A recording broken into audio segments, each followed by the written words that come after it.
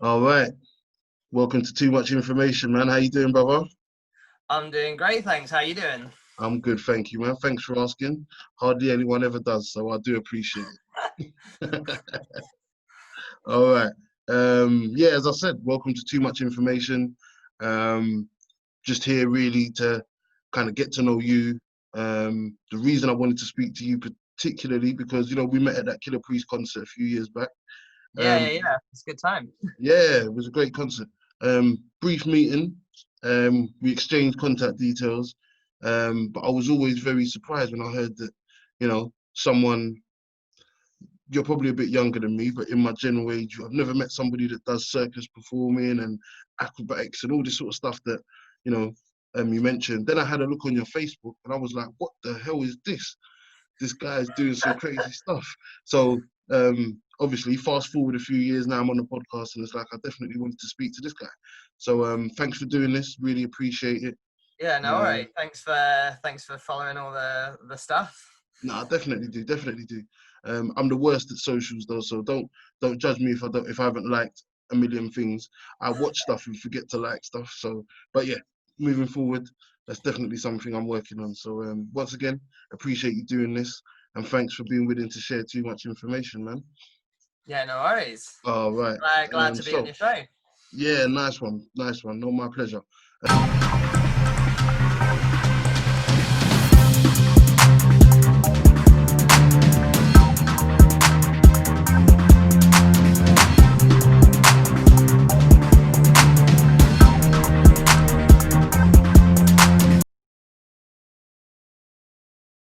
So Matt, I always start with kind of the beginning.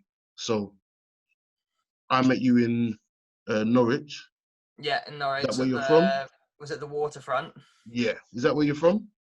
No, I'm from Watford, like Okay. London area. Right. And So oh, sorry. no, it's my fault. I'm a chatterbox. So yeah. So I yeah. mean, me too. We're probably gonna have a lot of that then. So Yeah, yeah. I'm from Watford, sort of, edge of London, Hmm. Hertfordshire. Yeah, I mean, spent most of my life there. I mean, I moved here. Well, I guess it's almost 2021 now. God, Yeah. we Crazy. moved here. Well, I moved here in 2016. Right. So I guess what's that? 5 Yeah, years. like four and a Four, half five years years. ago.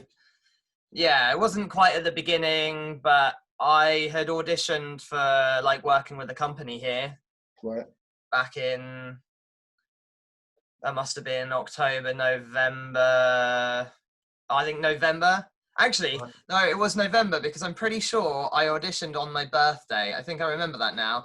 I saw them on my birthday on the 30th of November. Right. And yeah, so that was that. And I'd also recently kind of had gone through like a breakup with a girlfriend and stuff. So I moved out and I put all my stuff in storage. And then I started working with this company Hmm. in January, just after I'd been working in Dubai. And Right. then we were on tour all over around the country for a while. And then I think it got like towards the summer and we'd opened up a circus centre here in a church. Okay. And at the point where I was like, I didn't want to move here originally because there wasn't really anywhere to train or to like be. Yeah. And there's not like such a big circus scene here. So that was a bit of a gap. And then yeah, and then once we opened this place up and we kind of started running classes and stuff there, I was like, okay, I'll look for a place because I didn't mind having my stuff in storage because I was most of the time just like away, living out of a Right. bag on tour. Right. And then just, I think a chance had it one day. I was actually in the park in Norwich and like a friend of someone we work with was like, oh yeah, we really want to, we're moving to London, but we really don't want to get rid of our house and this, that, and the other. And we've got a guy living there at the moment who wants to stay. And it was kind of just like, hello. Yeah. Yeah. And yeah, that was that pretty much. Like, as soon as I had chatted to them, just moved in. And then that was kind of that. And then I moved from there a year later, and I've been in Okay. this place All ever right. since. So take me back to Watford. So was you raised just normal house, normal family, Yeah, 9 to 5ers? yeah, I guess so. I mean, yeah, I wouldn't say there was anything crazy or extraordinary about my growing up. Like Yeah. both, I mean, both my parents are lovely and they're still together, which I guess is probably a rarer thing these days. Yeah. So, yeah, mum and dad's still together. They still live in the house that I grew up in. Okay. They've never moved in my whole lifetime. Crazy. So Yeah. That's mad. yeah, kind of lived in a place called Croxley Green, which is like a sort of a village suburby area of Watford. Right. It's got a stop on the tube map as well. So Okay. yeah, So you're not completely rural then? no, not completely. Like it's like yeah, kind of busy suburban rural area. Like Right.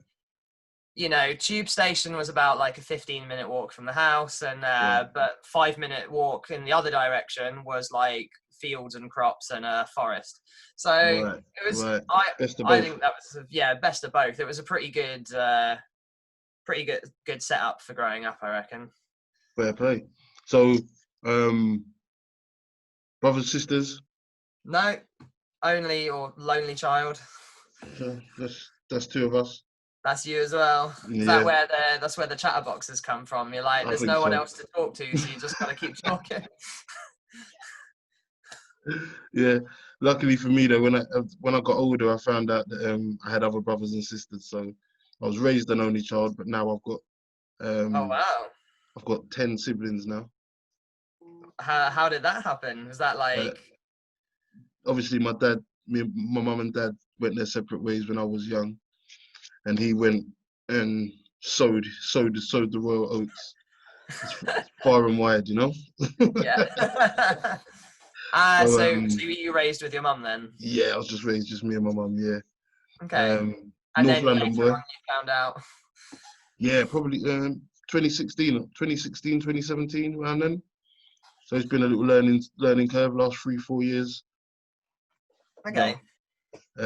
but yeah, it's amazing now. I don't know what I do without the ones that I've met. I don't know what I do without them now, you know. And then I'm just working on meeting the others as and when the time permits, you know. Yeah, great.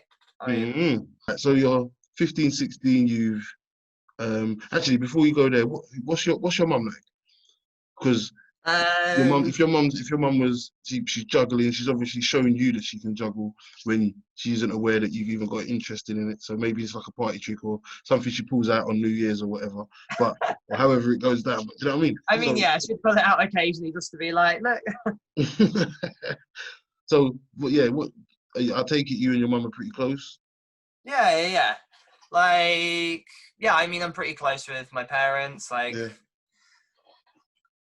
yeah, I mean, yeah, I'm just trying to think, like, compared to other people. I wouldn't say I have like like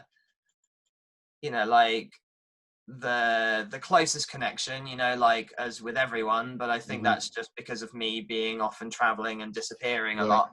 Mostly, like otherwise, yeah, I've got a good connection with my parents. Try and speak to them as often as I can. Yeah, Back then, I mean, back then probably no different to anyone else in their teenage years. Like, would have the usual arguments and shit. of course. Like, I mean, yeah, at this point, I think at this age, I was particularly kind of aware of wanting to do my own thing and a little bit younger than then. So I was at this point where I often like stopped coming home when they thought I was coming home and just kind of, so they'd get annoyed a lot about that. Guilty. Yeah. Just kind of be off out and on a school night coming home at like 2 a.m, and they'd just Yeah, be like, where the fuck have you been? What are you doing? And I'm like, oh, it's just, hanging out with my friends. We had a yeah. 24-hour Tesco's that would give Krispy Kremes out at the end of the night for free. So, Living the movie. Were they yeah, pushing you towards academics? yeah. I mean, my parents are like, yeah, they're great. They're intellectual. Right. They've got lots of stuff that they're into. Like they always kind of like, of course they were pushing me towards academics, but I never really knew academically what I wanted to do. Right. Like I said, I had the things I was good at, you know. Like Mm-hmm. for me, like maths was always a joke. Like I really hated the subject, but I was like unreasonably good at it. So kind of had this thing where like in school, you know, I'd try, and I was also just this teacher that I hated, and she would run the top group, and then like, so I would like intentionally just be bad at it just so that I got moved down a group so I didn't have that teacher. And then the joke is that the term afterwards she moved down a group, and then I was like, well, I'm just gonna have to be good at it again so that I get out of this group. Jeez. But and yeah, I never really took much to like certain academics. I was always interested in stuff, but Yeah. I was mostly good at like art. So Okay. I'd been drawing and painting since I was like really young. Wow. And my parents mostly they didn't care so much about a particular thing. They just wanted me to, you know, to go with the thing that I like had potential or was good at. And Mm-hmm. I'd always been good at art, and that was more or less one of the only things I really focused on in school. You know, that was the one thing I cared about the most. Right. So when it came to like A levels and stuff, I was kind of like, oh, I don't really know what other subjects to do because I don't need any other subjects to do art. So I just kind of picked like 3 random ones that I liked, you know. But they were my dad was, I remember like when I was getting older and started wanting to do circus more, and obviously my parents were like do the art, like you're really good at this. And Yeah. obviously they were a bit like Circus is apprehensive of the great, but circus thing. please. Huh? Yeah. I mean, you know, they had all the obvious worries of like, for someone who doesn't know about circus, they're just like, what the fuck are you gonna do? Yeah. Like, how are How are you you gonna gonna pay make your bills? exactly? Just like, how are you literally going to live? Yeah.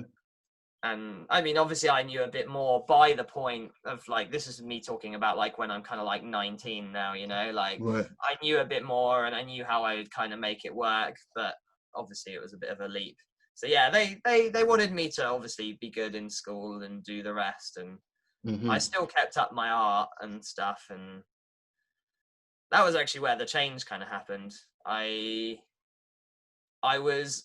took a year out from school Right. at like, well, I guess when you finish when you're 18.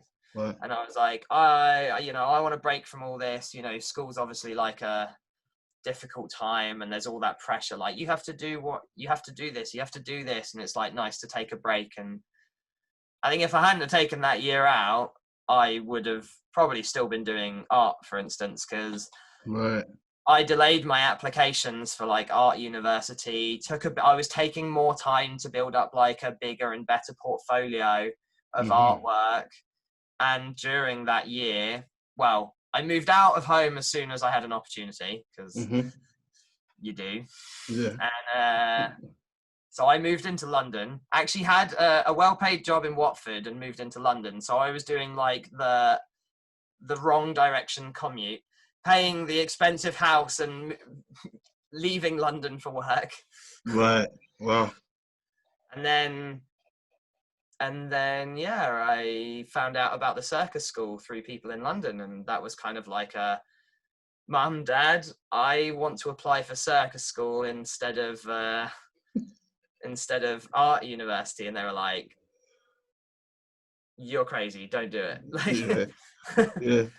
So that was like how you got into almost like not almost, but you got into becoming a professional circus performer by like I don't know if classically training or whatever, being trained by I mean, professional yeah, people. I guess you could say that, yeah. Yeah, that's what I'm thinking. I'm thinking, yeah, it probably is the right way to describe it. So there's a circus school in London, or is it outside of London? Yeah, this was the circus space, or now called National Centre for Circus Arts in like Shoreditch. Okay. Yeah.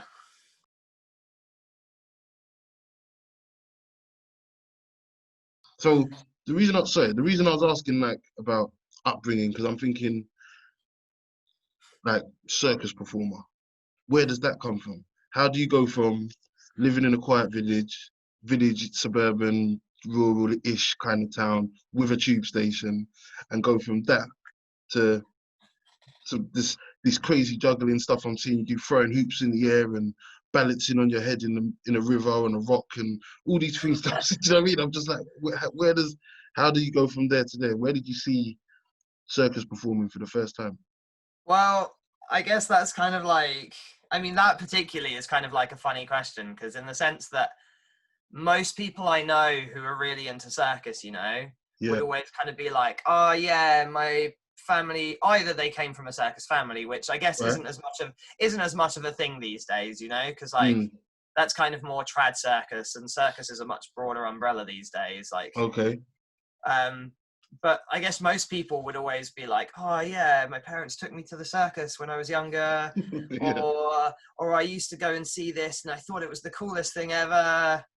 I literally didn't really know a thing or two about circus. Right. I don't remember ever going to watch one Right. until I I don't was think I've ever already been either. until I like did it. I just, well, actually no, there is kind of a funny story. It's not like the full reason.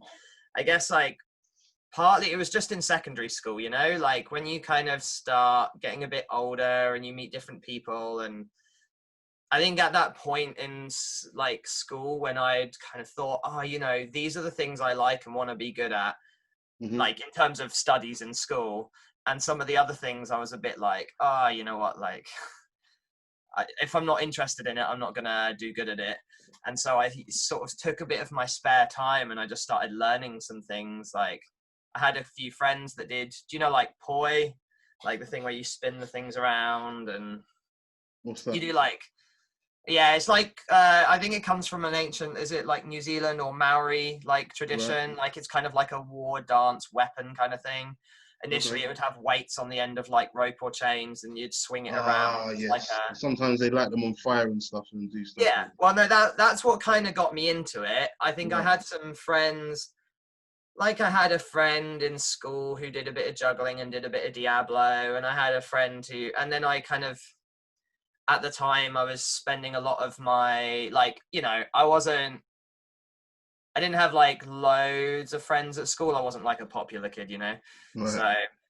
So I spent a lot of time like down the skate park. I made a lot more friends down there. Like our local skate park scene kind of, it was a real like crossroads of all the kind of like, you had all the skaters, all the goths, all the chavs, like everyone kind of like hung out there and was like Hmm. chill. So that was kind of like a place. And then through there I ended up meeting a few other people who were a bit older than us who kind of did some circusy things. Right. So this all kind of started when I was like, I'm gonna say 15. Okay. And yeah, I got going, took up poi a little bit, started kind of spinning, and then once I was like, oh yeah, I really want to do this on fire, you know, like as probably a lot of people would say when they try it, be like, No, they wouldn't. all right, fair enough. Yeah, just kind of like, oh, I really want to do the fire things, and obviously kind of worked myself up to doing that over the course of like a year or so.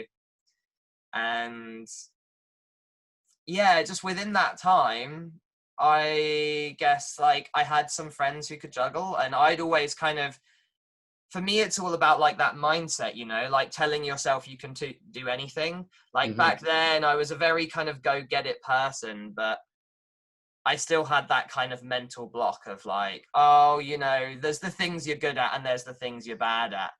And Right. juggling for me was like a thing that I was bad at or I would never be able to do. And there was just a switch one day where I was like, no, fuck it. Like Yeah. I really want to try and just prove to myself that I can do this like impossible thing. And partially spurred on by my mum, because my mum could always juggle, like she learned when she was a kid. Oh, wow. Like, I mean, she doesn't juggle like to a high level or anything. I know what you mean. Yeah.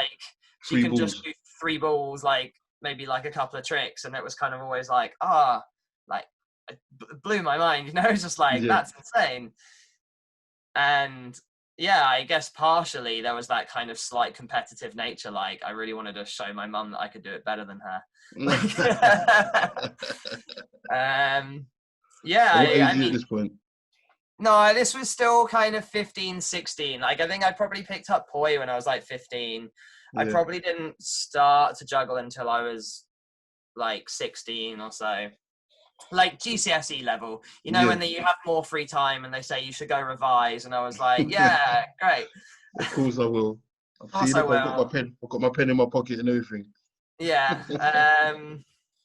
So that was kind of where that started, I guess. Like, Would you say just that juggling's the usual way that people get into circus performing, like no, nowadays? not at all. Like, I think there's a lot of roots into it, you know. Like, I feel like juggling kind of is like an easier skill to pick up, you know. Like, anyone can kind of have three balls and give it a go and then get into it more and more.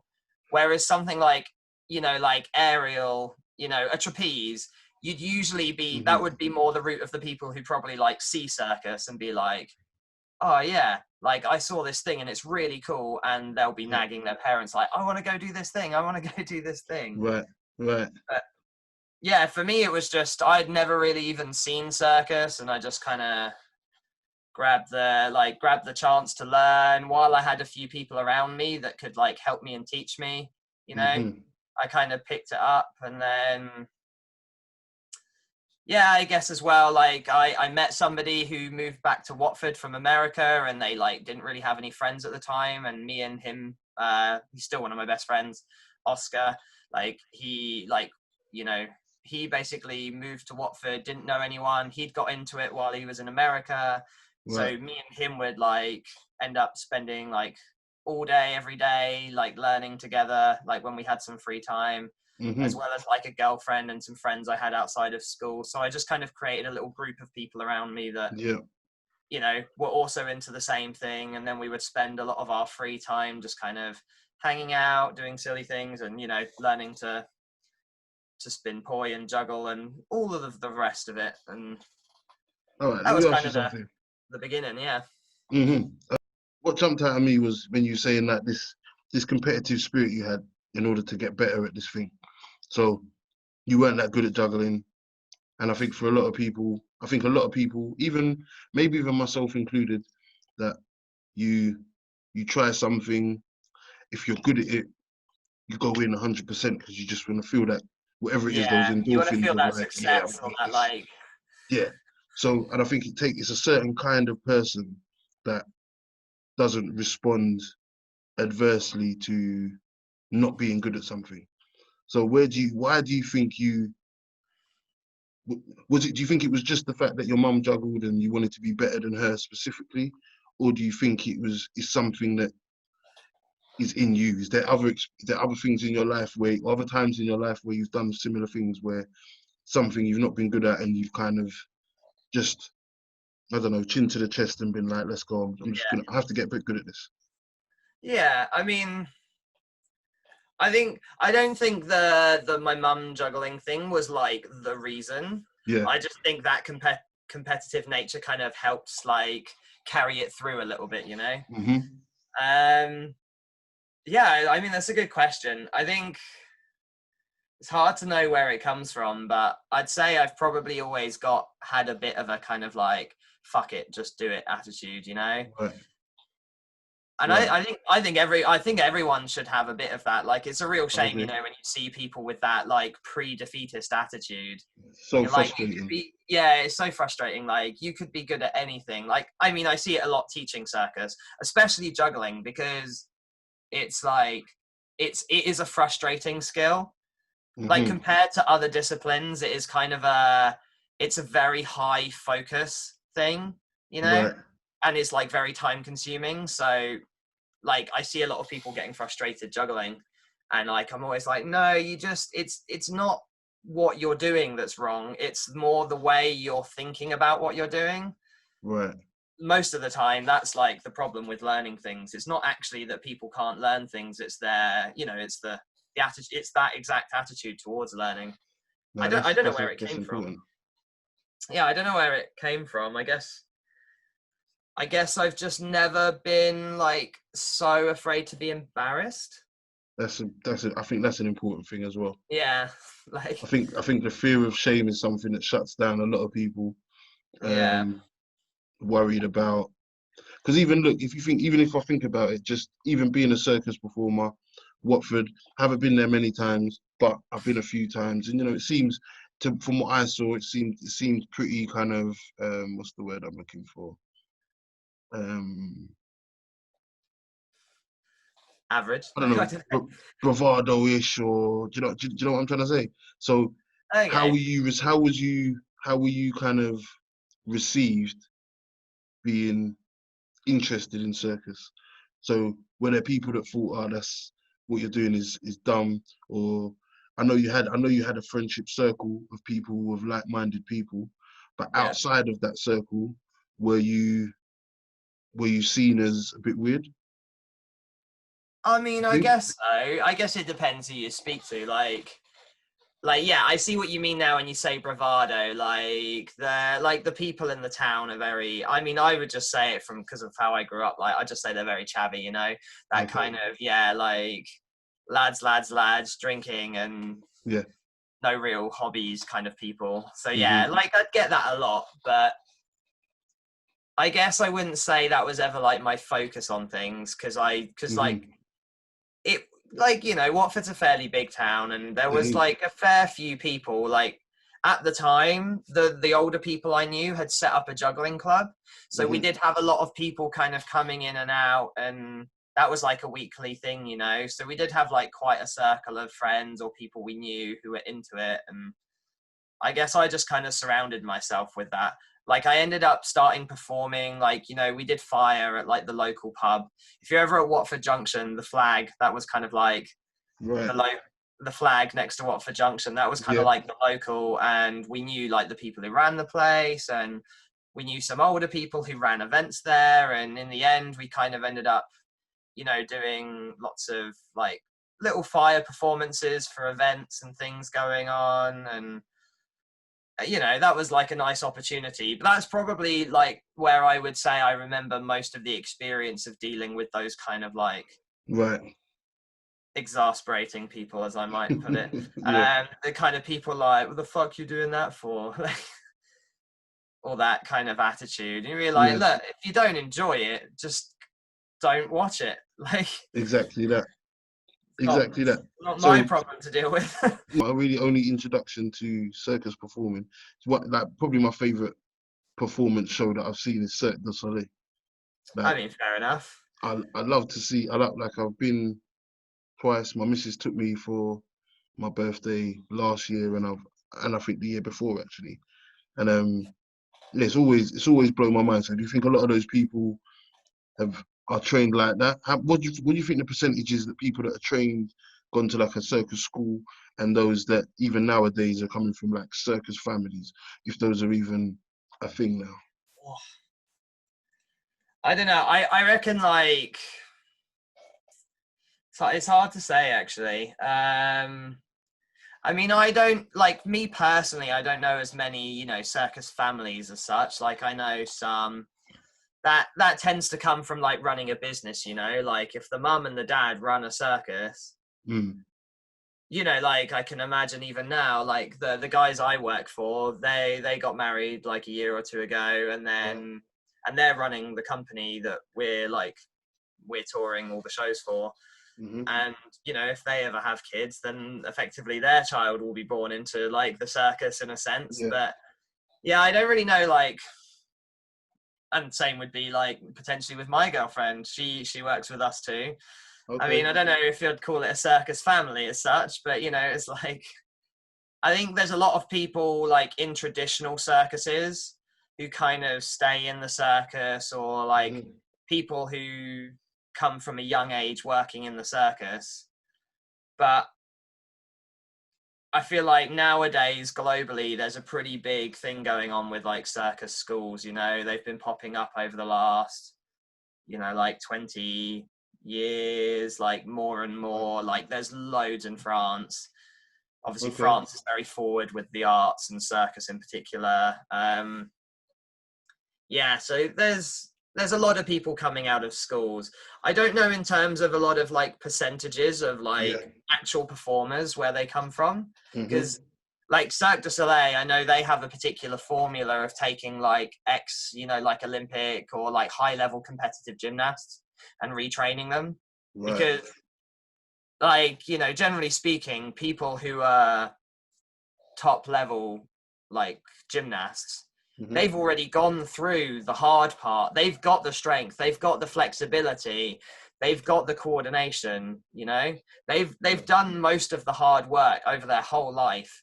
And by the time they reach an adult, like by the time they get to 18 or 20, a lot of them realize like after competition finishes, that's it. They're done. They've spent their whole life working up to a point where the industry literally says, all right, you're like 20, you're too old now. So